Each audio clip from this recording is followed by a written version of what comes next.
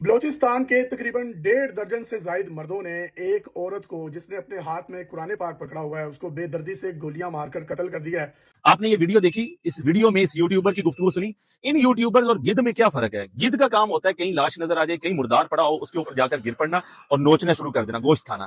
ان YouTubers کا کام ہوتا ہے کہ ان کو کوئی سٹوری چاہیے، حادثہ چاہیے جس میں زیادہ سے زیادہ ان کو ویوز مل سکے اور زیادہ سے زیادہ یہ ڈالر کما سکے۔ سب سے پہلے یہ چیز ہے کہ میں انتہائی سخت الفاظ میں مذمت کرتا ہوں کہ اس کے لیے میرے پاس الفاظ ہی نہیں ہیں کہ جن میں ان کی مذمت کی جا سکے۔ جو شیتل اور ثناءاللہ کے ساتھ جو حادثہ پیش آیا، ظلم کی انتہا ہو گئی کہ دونوں میاں بیوی کو ظلمن شہید کر دیا گیا اور غیرت کے نام پر کیا گیا۔ ظلم پالا ہے، ظلم یہ ہے کہ غیرت کے نام پر بے غیرتوں نے یہ کام کیا۔ غیرت کے نام پر تو یہ تھا کہ نکاح کرنے والوں پر جب اللہ رب العزت کے فرشتے رحمت کی چادر اوڑھ دیتے ہیں تو تم ان کو قتل کرنے کے لیے چل پڑے ہو۔ یہ تو سزا تھی ان کی جو شادی شدہ زنا کرتے ہیں، انہوں نے تو زنا نہیں کیا، انہوں نے تو نکاح کیا تھا۔ اور پھر ظلم بالائے ظلم یہ کہ اس طرح کے یوٹیوبرز جن کا کام ہی یہی ہوتا ہے کہ کوئی حادثہ ہو جائے اس میں سے اپنی روزی روٹی تلاش کرنا۔ اب دیکھیں کہ اس میں خامند اور بیوی دونوں کو جو ہے نا وہ شہید کیا گیا ہے۔ دونوں کی جان اتنی ہی قیمتی تھی جتنی اللہ رب العزت نے قرآن کریم میں فرمائی۔ یہ نہیں ہے کہ عورت کی زیادہ قیمتی تھی یا مرد کی زیادہ قیمتی تھی، دونوں برابر تھے، دونوں انسان تھے۔ لیکن اس طرح پریزنٹ کیا جا رہا ہے کہ جیسے عورت کو قتل کر دیا گیا ہے، شہید کر دیا گیا ہے، اور اس کے جو خامند تھے اس کو پھولوں کے ہار پہنا کر پروٹوکول کے ساتھ واپس لے آئے ہیں۔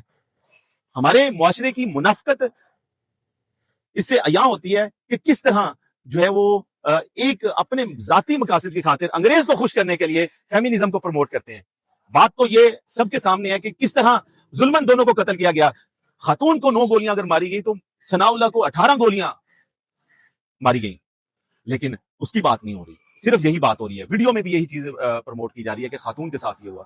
بھئی یہ اگر غیرت ہوتی تو یہ ان کا دفاع کرتے۔ یہ جو ہم بچپن سے سنتے آ رہے تھے کہ بلوچ غیرت مند ہوتے، شاید کوئی اللہ شاذ و نادر کوئی ہو، لیکن جس طرح کے یہ معاملات ہیں، کبھی یہ پنجابیوں کو بسوں میں سے اتار کر قتل کرتے ہیں، کبھی یہ غیرت کے نام پر بےغیرتی کا بازار گرم کرتے ہیں۔ میں آپ سے بھی یہ التجا کروں گا کہ آپ بھی یہ چیز نہ لکھا کریں کہ غیرت کے نام پر یہ قتل ہوا۔ غیرت نہیں، یہ بےغیرتی کے نام پر ہوا، یہ بے حسی کے نام پر، بے رحمی کے نام پر، اسلام سے دشمنی کے نام پر یہ قتل کیے گئے۔ اسلام کی تو تعلیمات یہ ہیں کہ ان کو تحفظ دو، ان کی حفاظت کرو، اور تم لوگ ان کو قتل کر رہے ہو۔